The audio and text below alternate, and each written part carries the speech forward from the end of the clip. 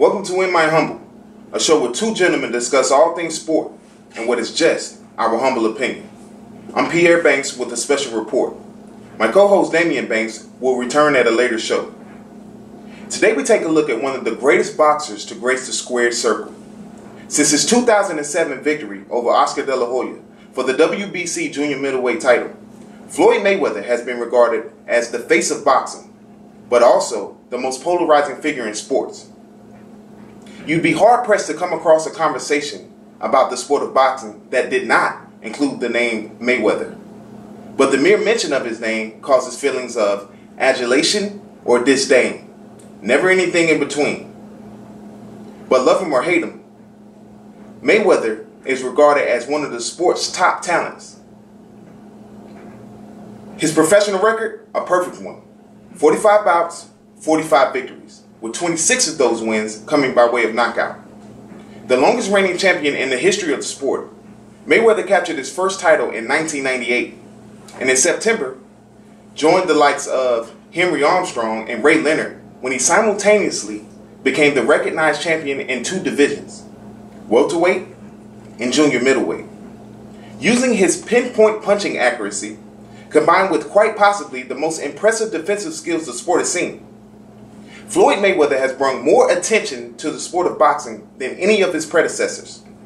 With that said, Mayweather finds himself in a constant uphill battle with many boxing fans who feel he does not belong in the conversation of boxing's all-time best.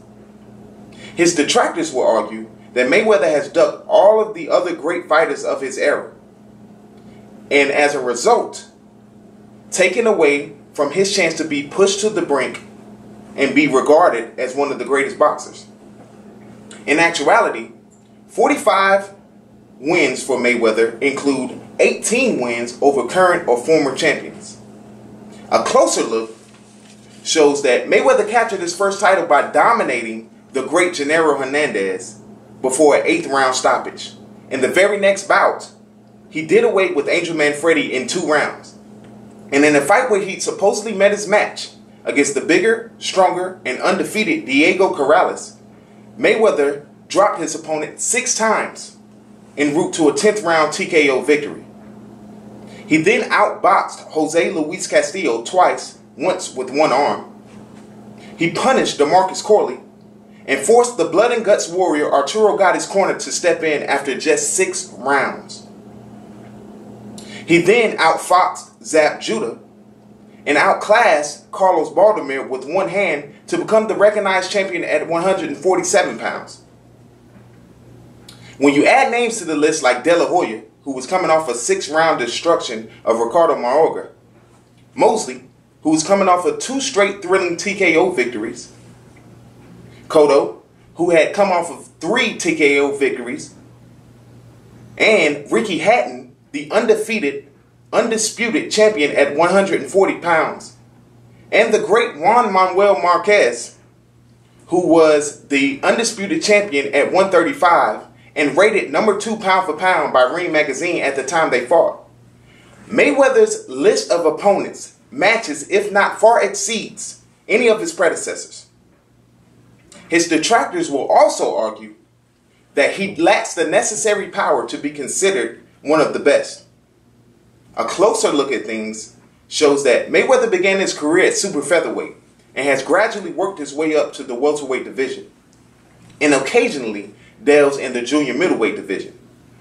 As a super featherweight, Mayweather had a 73% knockout ratio, and in his first 35 bouts, scored 24 knockouts. It was only when he moved up to the higher weight classes where the naturally smaller Mayweather's knockout ratio declined. Add that to the fact that Mayweather has had to change up his style of fighting because of an often injured right hand, his power hand. You can see why Mayweather's knockout ratio has declined. And then the most common sentiment his detractors share is that he runs in his fights.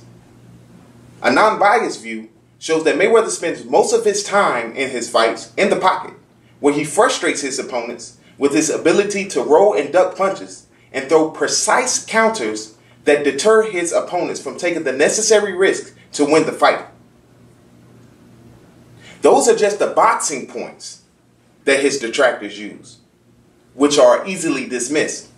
The real reason and the real barrier that prevents Mayweather from capturing the heart of all fight fans is that they just don't like the man personally. But how can you truly say that you don't like a man you've never met? A man you've never sat down and had a conversation with? How can you truly judge a man based solely off of videos that were strategically taped to hype upcoming bouts? The truth is, when debating who the best boxer is, a fighter should be judged solely off the merit of his in-ring ability. The name of the game is to hit and don't get hit.